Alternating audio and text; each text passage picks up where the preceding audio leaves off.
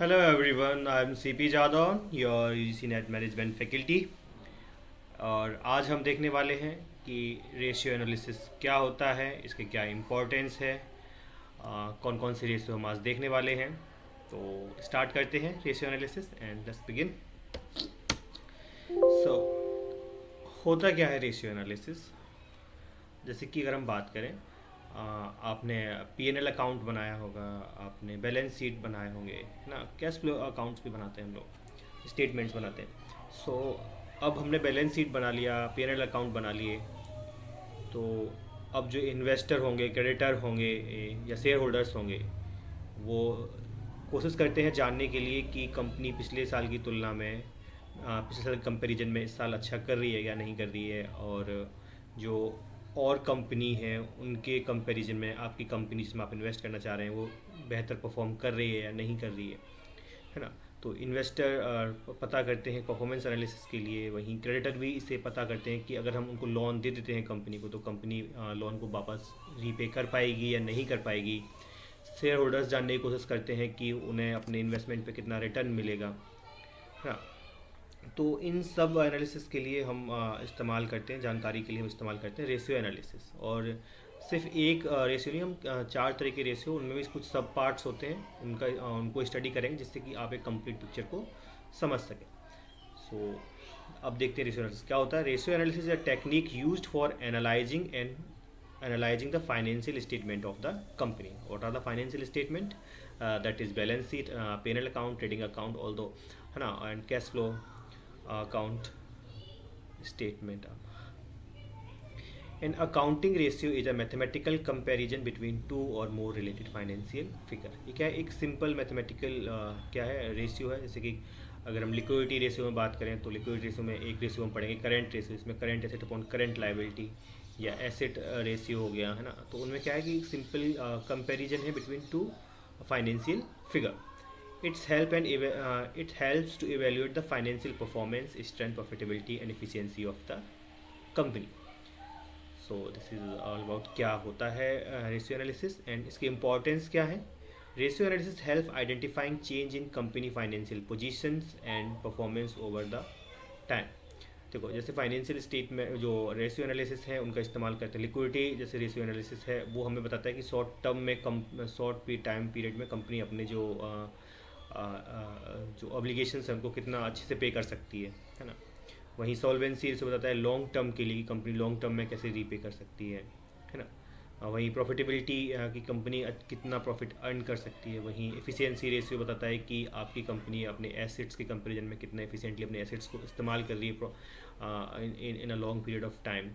तो उस सब में इसका इम्पोर्टेंस होता है। A single ratio cannot give a complete picture of company health, so several ratio must be analyzed together and compared with।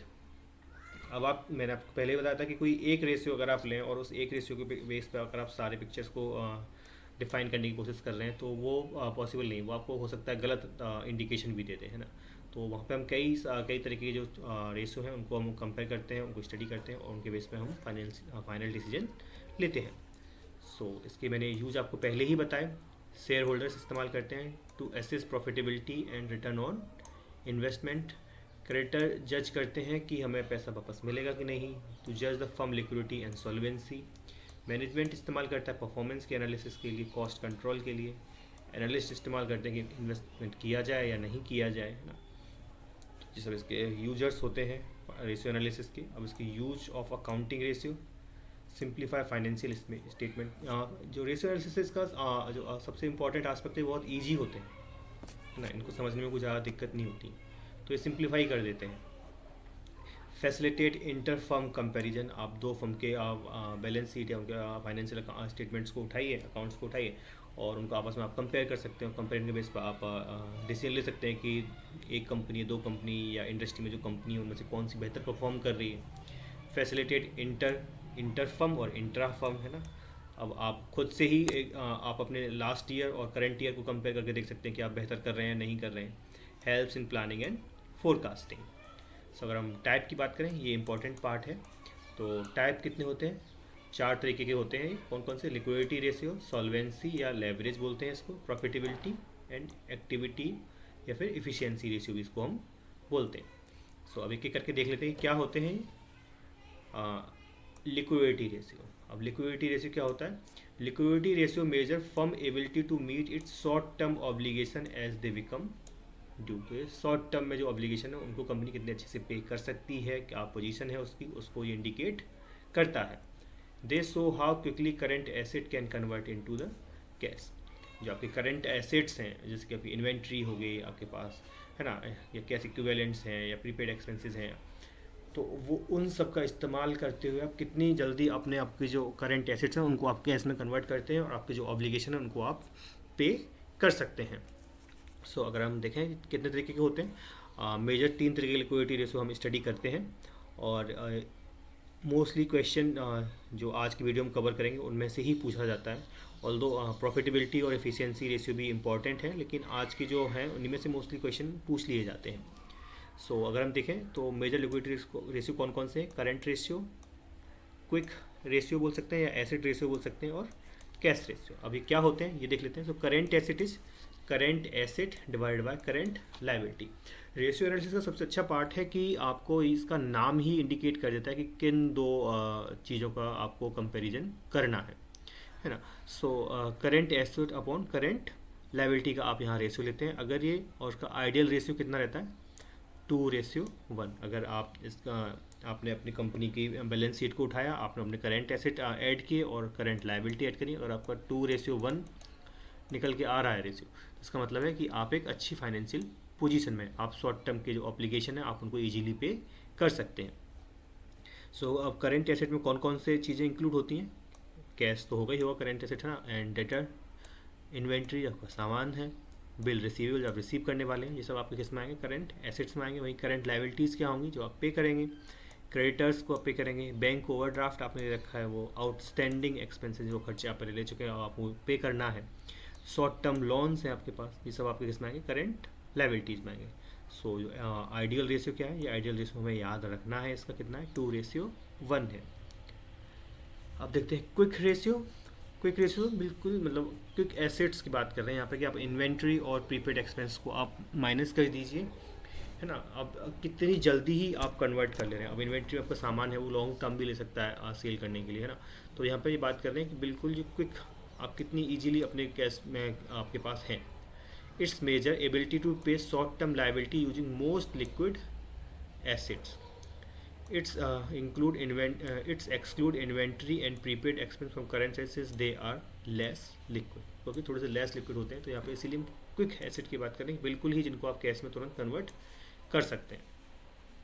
सो अगर हम बात करें क्विक एसेट में कौन कौन से आ जाएंगे? करंट एसेट्स में जो सारे इंक्लूड थे, अब करंट एसेट में से आप माइनस कर देंगे इन्वेंट्री एंड प्रीपेड एक्सपेंसेस। सो इसका आइडियल रेशियो कितना है? 1:1 है। If the ratio is high it shows strong liquidity position, और ये हाई रहता है ना, अगर ये 3:1 आता है तो मतलब आप और बेहतर अच्छी कंडीशन में है।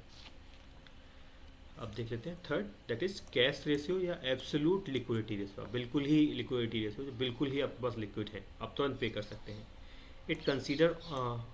It consider only cash and cash equivalent को ही कंसीडर कर रहे हैं यहाँ पे, as they are most liquid.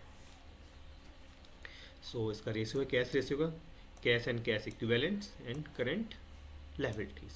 देखो डिनोमिनेटर सब में सेम है, बस आप न्यूमरेटर आपका चेंज हो रहा है, और वो आप क्वेश्चन के अकॉर्डिंग समझ भी सकते हैं। जो आपसे करंट एसेट पूछा तो करंट रेशियो पूछ रहा है तो करंट एसेट्स, क्विक रेशियो पूछा तो बिल्कुल क्विक है, यहाँ से आप इन्वेंट्री और प्रीपेड एक्सपेंस को माइनस करेंगे, और कैश में तो बिल्कुल कैश या कैश इक्विवेलेंट है जो बिल्कुल कन्वर्टेड ही है, आपके कैश ही है ना। तो ये यहाँ पे तो इसका जो आइडियल रेशियो है वो 5:1 है।